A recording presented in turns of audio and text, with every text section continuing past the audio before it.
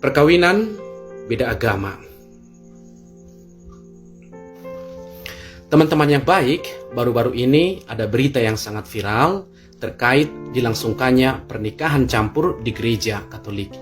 Dari peristiwa ini banyak netizen yang memberi tanggapan yang positif, tetapi tak sedikit juga yang menghujat dan bahkan mempertanyakan keabsahan pernikahan itu.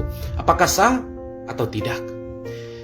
Sekarang saya memberikan penjelasan sedikit, semoga ini bermakna. Saya sudah tulis supaya lebih akurat. Di gereja Katolik diberi kemungkinan untuk menikah beda agama, sekalipun itu tidak dianjurkan. Itu pilihan terakhir.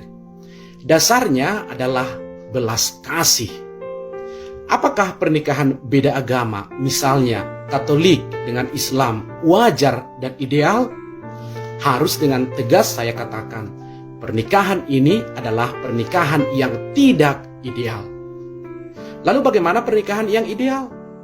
Bentuk pernikahan yang ideal dan baik adalah pernikahan yang kedua mempelainya adalah seiman dan seamin. Tetapi karena gereja Katolik sangat menjunjung belas kasih dan bertanggung jawab dalam memelihara hubungan kasih yang dibina dan dirajut oleh umatnya, dan kasih itu adalah unsur yang terbesar dalam gereja Katolik, maka gereja tidak melarang pernikahan beda agama. Meskipun, ini menjadi catatan, meskipun gereja tetap mengingatkan bahwa perkawinan campur bukanlah perkawinan yang ideal. Itu perlu diingat. Ada dua perkawinan campur yang diakui dalam gereja Katolik. Yang pertama, perkawinan beda agama yang disebut dengan disparatis cultus, yakni seorang yang dibaptis dalam gereja Katolik dengan seorang yang tidak dibaptis. Contoh, Katolik dengan Islam, seperti kasus yang baru-baru ini. Dalam hal ini sangat dibutuhkan dispensasi dari ordinaris wilayah, yakni dari uskup. Ketika uskup memberi dispensasi, ada syarat-syarat penting yang harus dipenuhi. Si mempelai Katolik harus berjanji bahwa dia akan tetap bertekun dalam imannya dan tidak menyangkalnya, dan anak juga harus dididik seturut iman Katolik. Teman-teman yang baik, perkawinan campur yang kedua yang diakui dalam gereja Katolik adalah perkawinan beda gereja yang disebut dengan mixta religio, yakni perkawinan seorang Katolik dengan seorang yang terbaptis dari gereja lain yang tidak punya kesatuan penuh dengan gereja Katolik. Contoh, Katolik dengan HKBP. Hal semacam ini perlu izin khusus dari ordinaris wilayah. Apakah kedua bentuk perkawinan campur ini gampang saja disetujui dalam gereja Katolik? Tentu tidak. Harus melalui proses yang panjang dan teliti sesuai dengan aturan dalam gereja Katolik.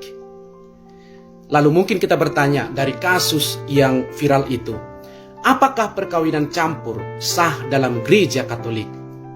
Sah tidaknya perkawinan dalam gereja Katolik syaratnya ada 3. Yang pertama, konsensus.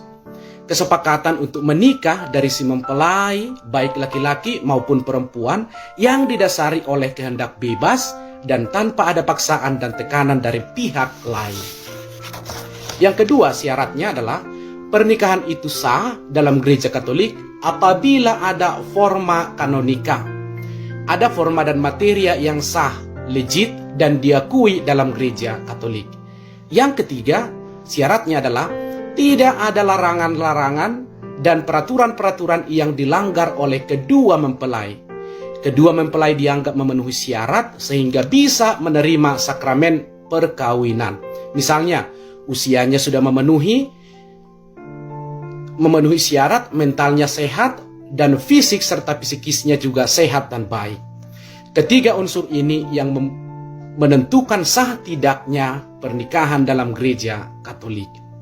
Apabila ketiga unsur ini ada, sekalipun kedua mempelai bukan sama-sama Katolik, pernikahan itu tetap sah.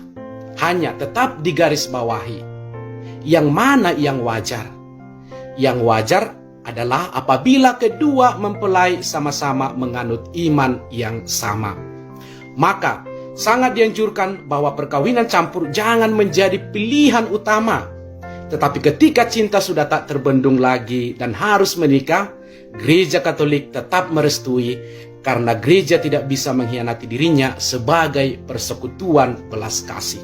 Dan yang terpenting, prinsip sakramen perkawinan dalam Gereja Katolik dan harus diingat adalah bahwa perkawinan dalam Gereja Katolik hanya sekali dalam seumur hidup dan tak bisa dipisahkan kecuali oleh